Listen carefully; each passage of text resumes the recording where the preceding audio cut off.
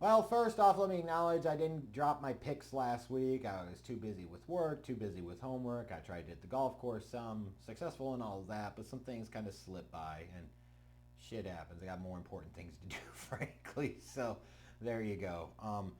So there were no week 9 picks. So week 8, I was 8-7 picking the winner straight up, 9-6 against the spread. Whoop-de-doo, just a little bit above 500, nothing to celebrate. Same thing with the season to date results, 79-43 picking the winner straight up, and 72-50 against the spread. So, as I've kind of said throughout the season, you probably make a little money betting the way that I would bet, but you're probably not going to become a millionaire by any means. Though it is what it is. All right, so let's talk about my Week 10 picks. I know we certainly started off with a really good one on Thursday night between the Bengals and Ravens.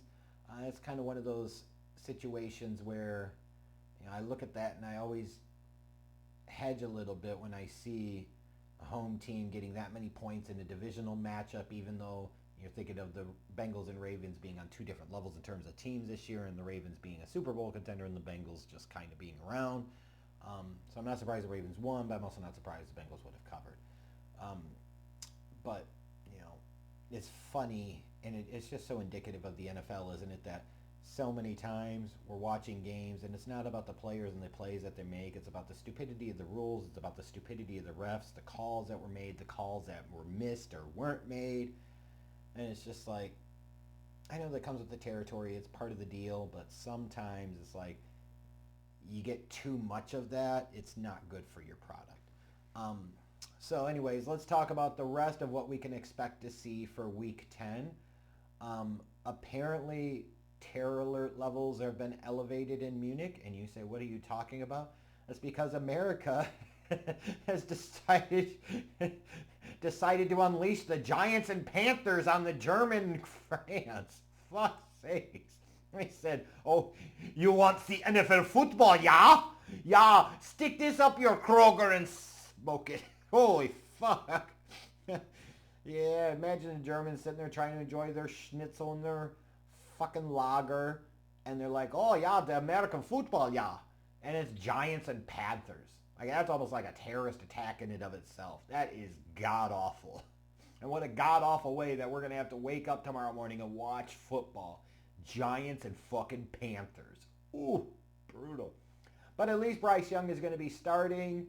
You know, hey, finally, like, back to the plot of what the season was supposed to be for Carolina. Find out what the fuck you've got in Bryce Young. Don't be dumb dicks about it. They were dumb dicks about it for a few weeks, and maybe they've kind of righted themselves. Meanwhile, speaking of dumb dicks, when you invest heavily in Danny Dimes, you get what you pay for. The chickens come home to roost. This could be one of those really ugly, embarrassing, oh my God, I can't believe we sent this off to Germany type of matchups. This could be like, hey, you've got two bad teams that are playing kind of desperate style. It could be really good. We'll fucking find out. The Giants is 6.5-point favorites. Woo, that's a lot, even though I know the Panthers stink. Newsflash, ding dong, dumb dicks. The Giants do too. So I'll take the Giants to win here, but I'll take Carolina to cover the 6.5-point spread. Shifting over to the 1 o'clock Sunday start games, you got the Patriots traveling to Chicago to take on the Bears. And the Bears, after last week's performance against the Cardinals, are 6-point favorites. Woof. I don't know about all that. I do think the Bears are a better team, and you could say, well, the Bears, when they played other scrub teams like the Panthers and the Jags, held up pretty well. They certainly did. But the Bears are starting to look a little more like a scrub team themselves with a bad coaching staff. I do like the Bears to win, but give me the Patriots to cover the 6 points. You got the Bills that are just kind of hanging around, right? What are they, 7-2 now? They're a team that I don't feel like we get enough talk about whether or not they're truly a contender and a threat to the Chiefs, but I think you certainly have to think of them that way. But interesting matchup for them, going to Indianapolis to take on Joe Flacco and the Colts. I will take the Bills minus the 4. You've got the Broncos traveling to Kansas City to take on the Chiefs. The only thing that concerns me with the Chiefs is the 7.5-point spread. This is one of these matchups where you worry if the Broncos defense plays really well, could the Chiefs kind of fumble the bag here? Meanwhile, it's kind of the Chiefs, yes, they're undefeated. They keep finding ways to win, but at the same point in time, like, they're winning a lot of close ones. I'll take Kansas City minus the 7.5 here, but I don't feel particularly great about it. Got the Falcons traveling to the Saints to take on New Orleans, and you talk about a team that started off nicely the first couple of weeks, and they just shit-bombed after that. Meanwhile, Atlanta looks like they're trying to win this crappy division.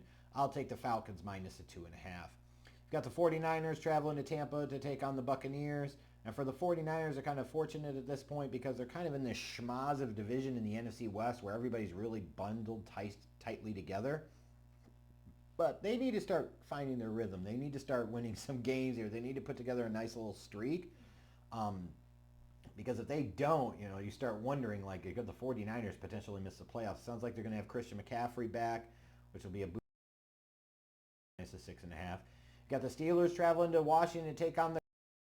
This should be a really good one. Another chance for Jaden Daniels to maybe start to put a little bit of himself into the MVP race. And look, like if the Commanders win double-digit games, win that division. I'm not saying Jaden Daniels is the MVP, but at this point, Jaden Daniels certainly deserves some consideration as MVP. Give me the Commanders minus the 3. You got the Vikings traveling to Jacksonville to take on the Jaguars. Minnesota is a full 7-point favorite, which I understand they're a better team here, but this is one of these watch-out games a little bit to me. You could take your opponent for granted. I like the Vikings to win, but give me the Jaguars plus the 7 to cover. The late Sunday afternoon matchups, you've got the Titans traveling to Los Angeles to take on the Chargers. That probably nobody gives a fuck about. I'll take the Chargers minus 7.5, although Mayonnaise Man Will Levis apparently is going to be back behind center for the Titans. Speaking of a matchup that nobody's going to give a fuck about, although the national media is certainly going to make you think that everybody is traveling to Dallas to take on the Cowboys. The Eagles are probably the East to challenge the Commanders. Meanwhile, the Cowboys are about Dunsville. Dak Prescott's out. Like, yada, yada, yada. How much longer is McCarthy going to be at the helm? I'll take the Eagles minus the 7.5 because I don't even want to think about that matchup anymore, nor do I care, nor should anybody about it at this point. Got the Jets traveling to Arizona. Watch out now, the Jets are going to build some momentum. Who gives a crap about this one? All I'll say to the Jets is be careful. The Cardinals are more game, especially at home, than you might anticipate, but I will take the Jets minus the 1.5. You're going to say, well, they beat the Bears' ass last week, and I would say, well, what the fuck does that even mean? The Sunday night matchup should be a really good one. The Detroit Lions traveling to Houston to take on D'Amico Ryans and the Texans. Got Jared Goff, C.J. Stroud. Like, this should be a really fun one. Detroit's favored by 3.5. If Detroit goes on the road here and they beat the Texans, it starts to establish them as the clear favorites in the NFC. Like, that would be a big win. If they go on the road and play well but lose, it's not a be-all, end-all for them. Neither, frankly, is it for the Texans, but they really want to win this game. They really would like to win this game. I think they need to win this game because the Lions are one of the best teams in the NFL. The Texans want to be one of the best teams in the NFL. You have to start beating the best teams in the NFL. So give me the Texans to win here plus the 3.5. And then Monday night, you've got Tua and the Dolphins traveling to Los Angeles to take on Matthew Stafford and the Rams. The Rams are favored by a point here. Let's hope we get a fun shootout on Monday night. It would be really great to sit there and have the Sunday night matchup kick ass and then the Monday night matchup kick ass. But I'm going to take the Rams minus the 1 here. So those are my picks for Week 10. We'll see how I end up doing.